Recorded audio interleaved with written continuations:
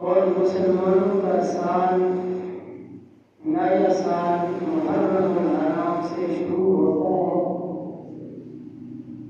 اور ذوالحجہ پر ختم ہوتا ہے۔ اس اعتبار سے ہمیں ذہن میں یہ بات بٹھا لینی چاہیے کہ ہم اپنی زندگی کے مقررہ سالوں میں سے ایک سال اور بھی گزار چکے ہیں اور ہم آخرت کے اپنی موت کے اللہ رب العزت کی ملاقات کے ایک سال اور قریب ہو گئے۔ گزرے ہوئے سال کی خطائیں یاد کرنی چاہیے اور اس پر اللہ کے حضور ندامت کے آنسو بہانے چاہیے، رب العالمین کے سامنے معافی مانگنی چاہیے اپنے گزرے ہوئے سال کی کوتاہیوں پر، غلطیوں پر، اور آئندہ شروع ہونے والے سال کے لیے عزم کرنا چاہیے کہ زندگی کے اس آنے والے سال کے اندر بھرپور انداز میں ہم کوشش کریں کہ ہمارا کوئی کام اللہ کی مرضی کے خلاف نہ ہو، اس کے محبوب کے طریقے کے خلاف نہ ہو، صحابہ کرام رضوان اللہ تعالی علیہم اجمعین کے نقش قدم کے خلاف نہ ہم چلیں، اسلامی تعلیمات کی روشنی میں ہم زندگی گزارنے کا آج سے ہی عزم کریں۔ اس لیے حدیث مبارکہ کے اندر واضح طور پر رحمت عالم صلی اللہ علیہ وسلم نے ارشاد فرمایا کہ نیت المومن خیر من عملہ، بعض دفعہ ایک مومن کا، مسلمان کا کسی ایسے کام کی نیت کرنا یہ اس کے عمل کرنے سے بھی زیادہ بہتر ہوتا ہے، اس لیے کہ عمل ہو سکتا ہے اس کے اندر دکھلاوا ہو، نمود ہو، اپنی عزت کی طلب ہو، دنیاوی لالچ ہو، لیکن نیت تو دل کی گہرائی کا نام ہے۔ دل کے اندر آدمی جب نیت کرتا ہے تو اس میں اخلاص ہی اخلاص ہوا کرتا ہے۔ اسی وجہ سے رحمت عالم صلی اللہ علیہ وسلم نے فرمایا کہ بعض مرتبہ مومن کے عمل سے اس کی نیت بہتر ہوتی ہے، اللہ اس کے عمل پر اتنا اجر عطا نہیں کرتے جتنا کہ اس کو اس کی نیت کرنے پر اجر ملتا ہے۔ تو ہم ابھی اسی مجلس میں بیٹھے بیٹھے عزم کر لیں، ارادہ کر لیں، توفیق اللہ رب العزت کی طرف سے ملے گی، لیکن اس ارادے اور عزم پر ابھی سے نیکی شروع ہو جائے گی اور ملائکہ بھی ہمارے حق میں استقامت کی دعا کریں گے۔ سب عزم کرتے ہیں کہ آئندہ آنے والا سال اسلامی تاریخ کے اعتبار سے یکم محرم سے شروع ہوتا ہے، ہم اس سال کے اندر اپنے رب کی نافرمانی کا کوئی کام نہیں کریں گے، کسی کام کا ارادہ نہیں کریں گے، بلکہ رب العالمین کی فرمانبرداری والی زندگی گزارنے کا ہم عزم کرتے ہیں۔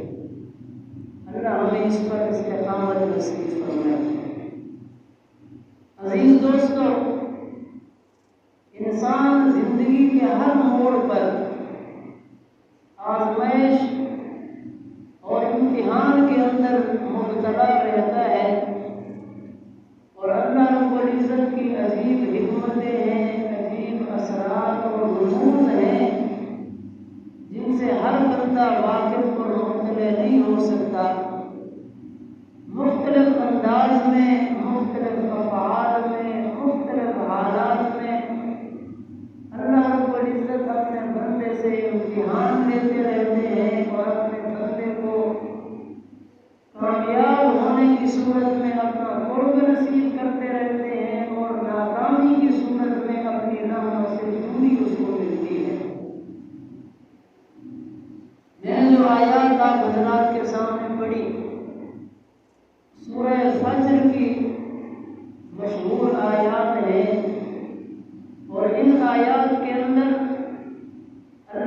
العزت نے اپنی مخلوق میں سے دو قسم کے لوگوں کا تذکرہ کیا۔ ایک قسم کے وہ لوگ ہیں جو اپنے رب کے شکر گزار بندے ہیں کہ وہ جس حالت میں بھی ہوں، کبھی مال و دولت کی فراوانی ہو، تب بھی رب کے حال پر، رب کی طرف سے آنے والی اس حالت پر راضی رہتے ہیں، اور اگر کبھی تنگی اور مفلسی کا سامنا ہو جائے تب بھی رب کی رضا پر آنے والی حالت پر راضی رہتے ہیں۔ اور کچھ وہ لوگ ہیں کہ جنہیں اللہ دنیاوی نعمتوں سے نواز دے تب تو وہ رب کے شکر گزار بنتے رہتے ہیں، لیکن اگر اللہ کبھی ان نعمتوں کو کم کر دے تو پھر وہ ناشکر بن جاتے ہیں، اور رب العالمین کی شان میں آپ کی ذات کے متعلق نازیبا الفاظ استعمال کرتے ہیں۔ بڑا واضح مفہوم ہے کہ فَأَمَّا الْإِنسَانُ إِذَا مَا ابْتَلَاهُ رَبُّهُ فَأَكْرَمَهُ وَنَعَّمَهُ فَيَقُولُ رَبِّي أَكْرَمَنِ۔ اللہ فرماتے ہیں کبھی کبھی ہم انسان کو مال و دولت عطا کر کے آزمائش کرتے ہیں، امتحان لیتے ہیں انسان کا، تو جب ہم اس کا اکرام کریں، معاشرے میں اس کو عزت دے دیں اور نعمتوں کی اس پر برسات کر دیں تو فیقول ربی اکرمن، وہ کہتا ہے کہ میرا رب ہی مجھ پر مہربان ہے اور اس نے میری عزت کی، مجھے احترام دیا اور معاشرے میں مجھے مقام عطا کیا۔ اور وَأَمَّا إِذَا مَا ابْتَلَاهُ فَقَدَرَ عَلَيْهِ رِزْقَهُ، اور اللہ فرماتے ہیں کبھی اگر ہم اس پر رزق کی تنگی کر دیں، آزمائش کے طور پر، امتحان کے طور پر نعمتوں کی کمی کر دیں، گھر میں فقر و فاقہ آ جائے، غربت آ جائے، فَيَقُولُ رَبِّي أَهَانَنِ، بجائے اس کے کہ وہ اللہ کی طرف سے آنے والی اس مصیبت پر صبر کرتا، وہ صبر نہیں کرتا بلکہ رب کی ناشکری کرتے ہوئے کہتا ہے کہ میرے رب نے میری اہانت کی، میری بے عزتی کی، مجھے رسوا کر دیا۔ اس لیے ان آیات کی روشنی میں ہمیں یہ بات تو واضح معلوم ہو گئی کہ مال بھی اللہ کی طرف سے آزمائش اور امتحان ہے، اور فقیری، محتاجی، غربت بھی اللہ کی طرف سے آزمائش اور امتحان ہے۔ تو ہمیں ہر ایک کا سامنا خوش دلی کے ساتھ کرنا چاہیے، ہر ایک حالت میں ہمیں رب کا فرما بردار رہنا چاہیے، رب کا شکر گزار رہنا چاہیے، نہ یہ کہ ہم رب کی نافرمانی کریں اور اس کی ناشکری کریں۔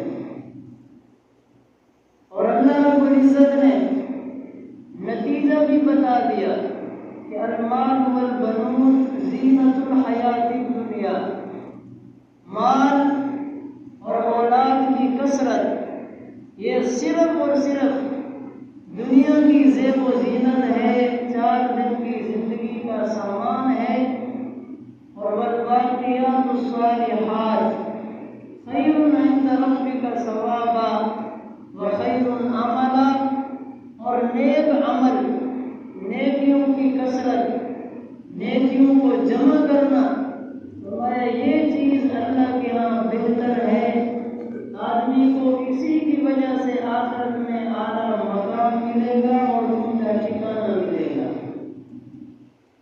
بالکل قرآن پاک نے وضاحت کر دی، بات واضح کر دی، ہمیں کسی کو زیادہ نعمتوں میں کھیلتا کودتا اور لذت اور پرعیش زندگی گزارتا دیکھ کر مایوس نہیں ہونا چاہیے، اور اپنی زندگی کو سادہ گزارے والی ہو دیکھ کر اس پر گھبرانا بھی نہیں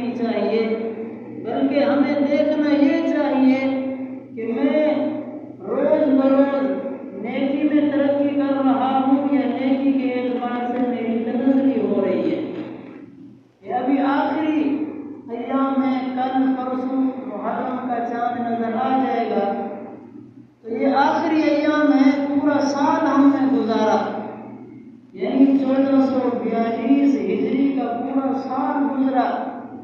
ہر بندے کو 1 سال کے واقعات، احوال، اپنے اعمال اکثر و بیشتر یاد ہوتے ہیں. ہمیں آج رات کی تنہائی میں اکیلے اندھیرے میں بیٹھ کر ذرا اپنے گزرے ہوئے سال کا محاسبہ کرنا چاہیے کہ میں نے جو زندگی کا یہ 1 سال پورا گزار دیا، 360 65 جتنے بھی دن میں نے گزارے، آیا ان سال کے ایام کے اندر میں نے نیکیوں کا کتنا اضافہ کیا اور میرے نام اعمال میں گناہ کتنا اضافہ ہوا؟ تو جب ہم اس چیز کا محاسبہ کریں گے تو اس محاسبے کی برکت سے ہمارا آنے والا سال بہتر گزرے گا. ہمارا نفس ہمیں گناہوں کی طرف نہیں مرغوب کر سکتا، رغبت نہیں دلا سکتا اگر ہمارے سامنے اپنے وقت کی قیمت ہو، قدر ہو اور اپنی آخرت کی نیکیوں کی کثرت کا سامنے ہو ہمارے سامنے معاملہ، تو پھر آنے والا سال ہمارا بہتر گزرے گا.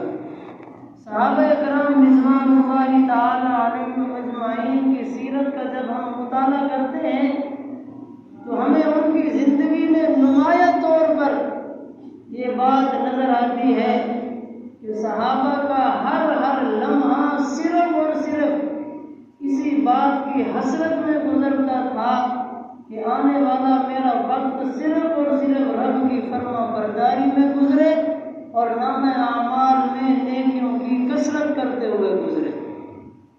کئی واقعات آپ نے ایسے پڑھے اور سنے کہ نبی علیہ السلام نے صحابہ کی مجلس میں بعض مرتبہ کوئی سوال کیا تو اس سوال کے جواب کے اندر صحابی نے جو جواب عطا کیا، حضور کی خدمت میں جواب پیش کیا، تو اس جواب کی گہرائی تک اگر آدمی دیکھے تو اس میں صرف اور صرف نقطۂ نظر اور اپنا منزل و مقصود آخرت ہی نظر آتی ہے، اس کے علاوہ اور کچھ نہیں. اسی طرح کا ایک واقعہ علامہ ابن حجر اسقلانی رحمۃ اللہ علیہ نے اپنی کتاب میں لکھا ہے. واقعہ تو بڑا لمبا ہے لیکن میں آج کے اس جمعہ کی مناسبت سے صرف اس میں سے 3 باتیں بیان کرتا ہوں. وہ اس طرح کہ ایک مرتبہ رحمت عالم صلی اللہ علیہ وسلم اپنے شاگردوں کی مجلس میں تشریف فرما تھے. گپ شپ ہو رہی تھی، دینی باتیں چل رہی تھیں، تو نبی علیہ السلام نے صحابہ کی موجودگی میں اپنے دل کی 3 پسندیدہ چیزوں کو بیان کیا. تو حضور کی ان 3 پسندیدہ چیزوں کو سن کر ابو بکر صدیق نے بھی اپنے من کی پسندیدہ چیزیں بیان کی. پھر ابو بکر کی باتوں کو سن کر فاروق اعظم رضی اللہ تعالی عنہ نے بھی بیان کی. اسی مجلس میں جامع القرآن، شہید مظلوم مدینہ، داماد پیغمبر سیدنا عثمان بن عفان رضی اللہ تعالی عنہ بھی تشریف فرما تھے. تو اللہ کے محبوب نے حضرت عمر رضی اللہ تعالی عنہ کی جب 3 باتیں سنی تو آپ نے عثمان کی طرف دیکھا اور فرمایا کہ عثمان تو بھی اپنی پسند کی کوئی 3 چیزیں بیان کر. تو حضرت عثمان رضی اللہ تعالی عنہ کھڑے ہوئے اور انہوں نے جو اپنی پسندیدہ 3 چیزیں بیان کی، آج کے اس جمعہ کے اندر آپ ان چیزوں کو توجہ کے ساتھ سنیں اور اپنی زندگی میں اس کو عمل میں لے کے آئیں. انشاءاللہ ان 3 چیزوں کے اندر صرف اور صرف آپ کو آخرت کی رغبت نظر آئے گی، رب کا قرب نظر آئے گا، محبوب کی اتباع نظر آئے گی. دنیا کی تھوڑی بہت اس میں آمیزش بھی نہیں ہے. وہ کیا باتیں، عجیب باتیں ہیں. حضرت عثمان رضی اللہ تعالی عنہ کھڑے ہوئے اور فرمایا حبب الی من الدنیا ثلاث. اللہ کے محبوب، جس طرح آپ کو دنیا کی چیزوں میں سے 3 چیزیں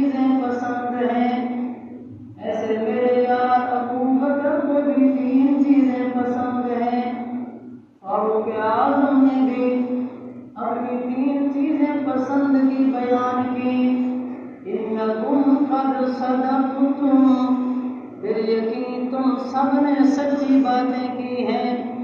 بالکل اسی طرح مجھے بھی 3 چیزیں پسند ہیں۔ حضرت عثمان نے اپنی پسند کی پہلی چیز بیان کی، فرمایا اطعام الجیعان وکسوۃ العریان وتلاوۃ القرآن۔ اللہ کے محبوب، سب سے پہلی چیز جو مجھے دنیا کی چیزوں میں پسند ہے وہ یہ ہے کہ میں بھوکوں کو پیٹ بھر کے کھانا کھلاؤں۔ میرا دل یہ چاہتا ہے کہ عثمان کا چولہا گھر میں جلے یا نہ جلے اس کی کوئی پرواہ نہیں، لیکن مدینہ کی کثیر آبادی میں کسی کا چولہا ٹھنڈا نہ رہے۔ عثمان 2 وقت کی روٹی پیٹ بھر کے کھا سکے یا نہ کھا سکے، لیکن عثمان کی یہ پسند ہے کہ مدینہ کی آبادی میں کوئی شخص بھی بھوکے پیٹ رات نہ گزارے۔ اللہ کے محبوب اپنے پیٹ کو بھوکا رکھ کر بھوکوں کے پیٹ کو بھرنا اور کھانا کھلانا بھی عثمان کو بہت پسند ہے۔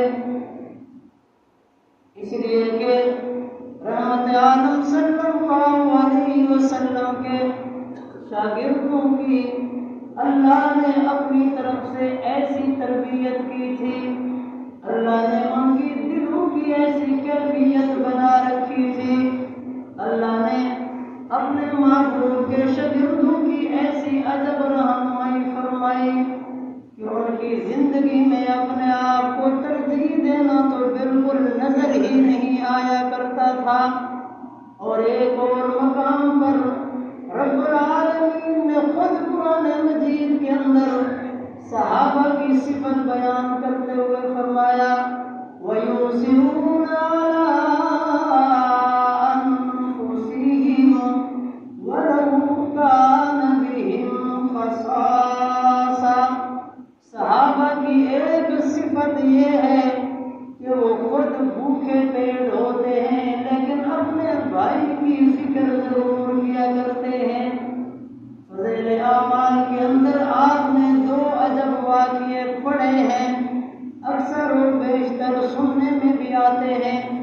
ایک صحابی رسول کے گھر کے اندر ایک بکری کی سری آ گئی تاکہ وہ پکا کر آج کھانا اطمینان کے ساتھ کھا لے، اپنے اہل و عیال کا پیٹ بھر کے آج کھانا کھا لے۔ لیکن اس صحابی نے یہ سوچا کہ میرے گھر میں تو جو موجود ہے، تھوڑا بہت سرکہ بھی موجود ہے، میں تو جو کی روٹی پکا کر سرکے کے ساتھ کھا کر پیٹ بھر سکتا ہوں، نہ جانے میرے پڑوسی کے گھر میں آج سالن کا کوئی انتظام ہے یا نہیں۔ یہ سمجھتے ہوئے وہی سری اٹھا کر اپنے پڑوسی کے گھر میں بھیج دی۔ آخر وہ بھی تو صحابی رسول تھا، اللہ کے محبوب کا تربیت یافتہ شاگرد تھا، اس نے بھی وہی بات سوچی کہ میں تو جو کی روٹی اور پانی کے ساتھ گزارا کر لوں گا، نہ جانے میرے پڑوسی کے گھر میں سالن کا انتظام ہے یا نہیں۔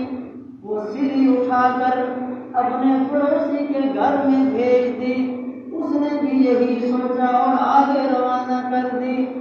الغرض مختصر یہ کہ وہ ایک سری 7 گھروں کا چکر لگاتے ہوئے دوبارہ اسی گھر صحابی کے گھر میں واپس آئی، تب جا کر اس نے پکا کے کھا لی کہ میرے پڑوسیوں کے پاس سالن کا انتظام موجود ہے۔ ہم بھی تو صحابہ کے نام لیوا ہیں، محبوب کی تعلیم کے گن گاتے ہیں، حضور کی سنتوں کا پرچار کرتے ہیں، کیا ہماری زندگی میں بھی یہ بات موجود ہے یا نہیں؟ سال کے اس اختتام پر ہمیں یہ سوچنا چاہیے۔ اگر 1442 میں یہ زندگی میں بات نہیں تھی تو 1443 میں اپنی زندگی میں اس کو پیدا کرنے کی کوشش کریں۔ حضرت عثمان رضی اللہ تعالی عنہ نے اپنے محبوب کے سامنے جس خواہش کا تذکرہ کیا، اپنی جو پسند کو بیان کیا، ساری زندگی اپنی اس پسند کی لاج رکھی۔ ہماری طرح تو نہیں نا کہ مولوی کی منبر کی بات اور ہوتی ہے، گھر کی بات اور ہوتی ہے، اس طرح نہیں۔ صحابہ جو منبر پہ کہا کرتے تھے، جو حضور کی موجودگی میں کہا کرتے تھے، وہی ان کی بات تنہائی کے اندر بھی ہوا کرتی تھی، خلوت میں بھی اسی کا پاس رکھا کرتے تھے۔ یہی حضرت عثمان ہے رضی اللہ تعالیٰ عنہ۔ ان کے دور خلافت کے اندر مدینہ منورہ کے اندر قحط پڑ گیا، بارشوں کا انتظام ختم، بارشیں آنا بند ہو گئیں، زمینوں نے غلہ اگلنا ختم کر دیا۔ مدینہ والوں کی سب سے بڑی کاشت کھجور ہوا کرتی تھی، کھجور کو پانی نہ ملے تو کہاں سے پھل لائے گی؟ اس سال بھی قحط، اگلے سال بھی قحط، حتیٰ کہ لوگ بھوک کی وجہ سے مرنے لگے۔ اور حضرت عثمان رضی اللہ تعالی عنہ امیر المومنین بھی ہیں اور مدینہ منورہ کے سب سے بڑے تاجر بھی ہیں۔ حضرت عثمان کا ایک قافلہ شام سے تجارت کر کے واپس آیا ہے، تقریباً روایات مختلف ہیں، لیکن راج روایت جو محدثین نے بیان کی 900 اونٹوں پر لادا ہوا غلہ ہے، اس کے اندر کھانے پینے کی اشیاء بھی ہیں، بدن کو چھپانے کے لیے کپڑوں کا بھی انتظام ہے۔ ادھر مدینہ کے تاجروں کو پتہ چلا کہ حضرت عثمان کا قافلہ شام سے تجارت کر کے واپس مدینہ لوٹ رہا ہے، اور مدینہ میں چونکہ قحط ساری تھی، لوگ بھوک کی وجہ سے بے قرار تھے۔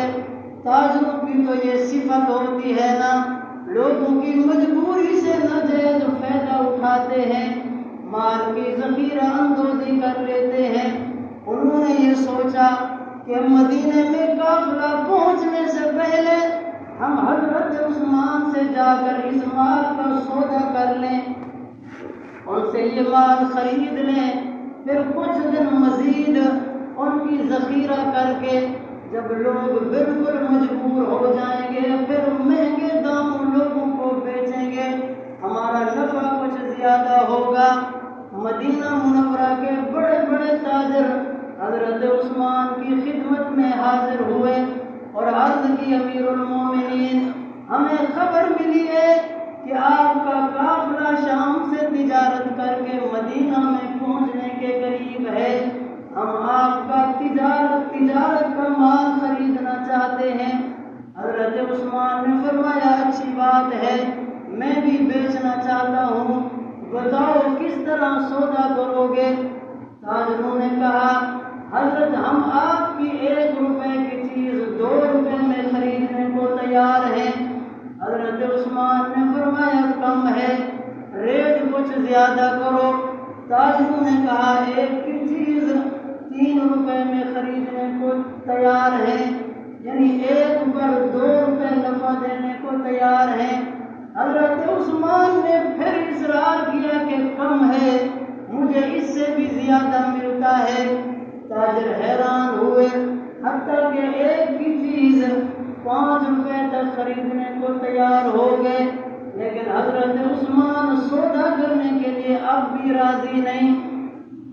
تاجروں نے بالآخر پوچھا کہ آپ کو کتنا ملتا ہے؟ حضرت عثمان نے فرمایا مجھے تو 1 کے بدلے 10 روپے ملتے ہیں۔ تاجروں نے کہا کہ وہ کون سا ایسا تاجر ہے جو اتنا مہنگے داموں میں آپ کا مال تجارت خریدنے کو تیار ہے؟ حضرت عثمان نے بڑے واضح الفاظ میں فرمایا میرا اللہ قرآن پاک کے اندر واضح اعلان فرماتا ہے کہ جو مجھے 1 روپیہ دنیا کے اندر دے گا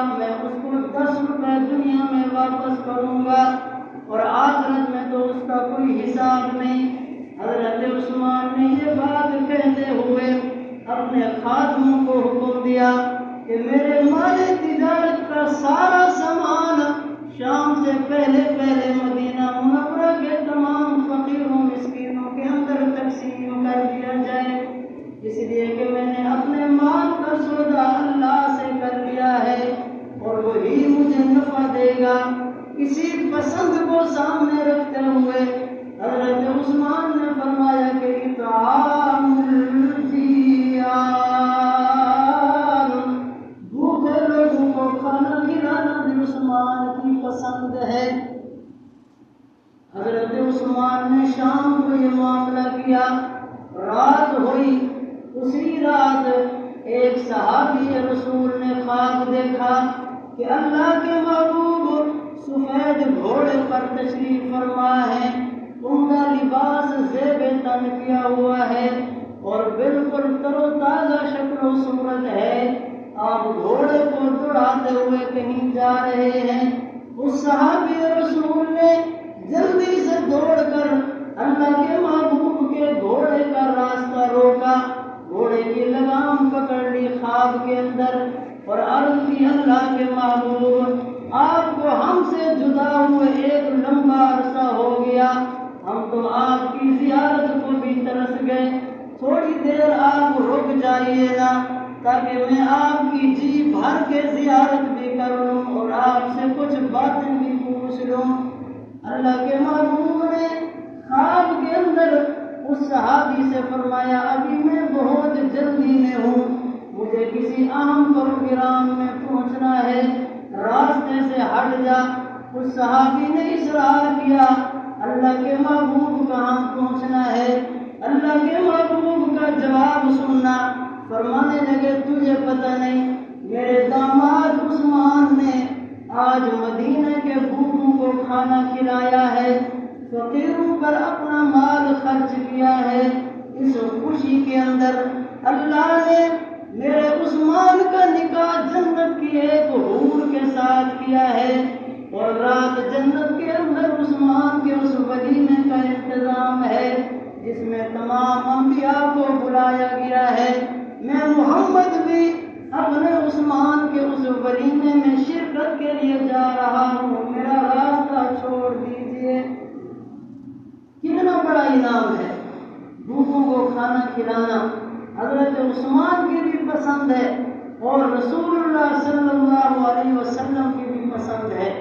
صحابہ فرماتے ہیں آپ مسجد میں تشریف لائے، حضرت بلال نے اقامت شروع کر دی، یعنی صحابہ نے صفیں بنائی، اقامت ہو گئی، اقامت ختم ہوتی ہے تو جو ہی مسئلہ یہی ہے کہ جو ہی مکبر یعنی تکبیر کہنے والا قد قامت الصلاۃ کہے تو امام کو اپنے ہاتھ کھڑے کر لینے چاہیے، کیونکہ وہ کیا کہتے ہیں کہ تحقیق نماز کھڑی ہو گئی، نماز شروع ہو گئی تو امام کو تیار ہو جانا چاہیے اور جو ہی لا الہ الا اللہ پر سانس توڑے امام کو فوراً اللہ اکبر کہنا چاہیے۔ حضور کا یہی معمول تھا، لیکن صحابہ کہتے ہیں ایک جگہ حضرت بلال نے اقامت ختم کی، آپ نے بجائے نماز شروع کرنے کے صحابہ سے راستہ چاہا اور مڑ کے واپس چلے گئے، جوتی پہنی اور گھر میں تشریف لے گئے۔ صحابہ صفوں میں انتظار میں ہے، تھوڑی دیر کے بعد تشریف لے، نماز پڑھائی۔ صحابہ نے بعد میں عرض کی یا رسول اللہ آج تک تو آپ کا ایسا عمل ہم نے نہیں دیکھا، آج خیر تھی؟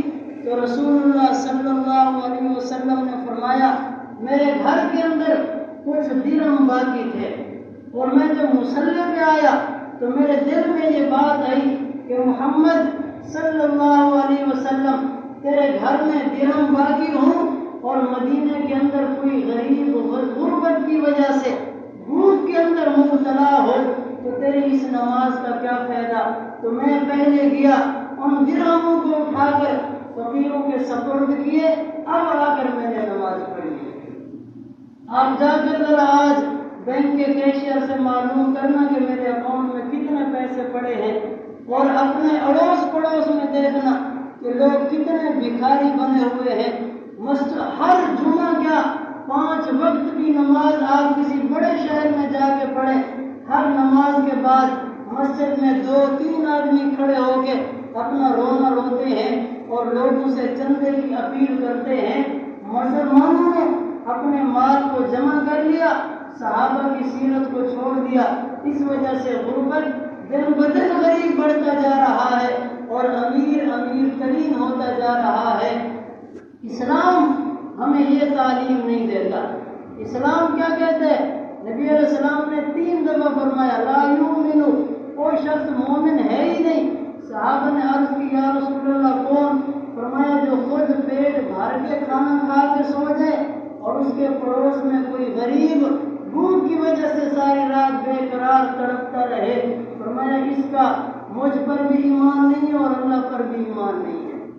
تو حضرت عثمان نے اپنی پسندیدہ 3 چیزوں میں سے پہلی چیز فرمایا اطعام الجیعان، بھوکوں کو کھانا کھلانا مجھ عثمان کو پسند ہے۔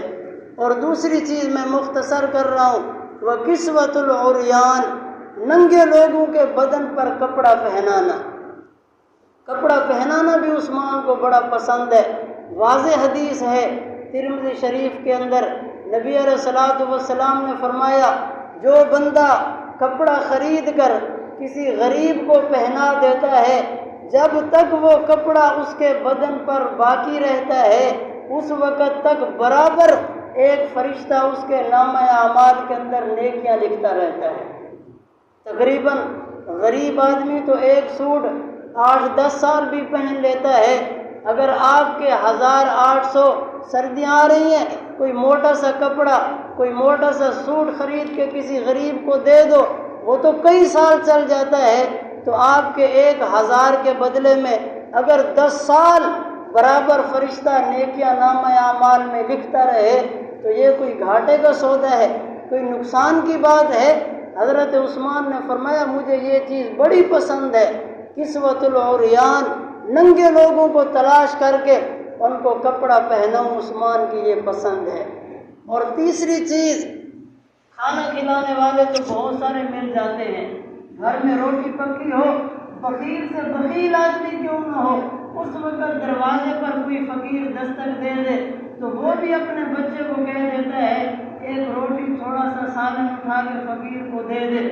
اسی طرح کسی عورت کے بدن پر کپڑا نہ دیکھ کر یا کسی غریب مزدور ملازم کے کپڑے پھٹے ہوئے دیکھ کر امیر کو بھی ترس آ جاتا ہے، اس کو بھی وہ کپڑے پہنا دیتا ہے۔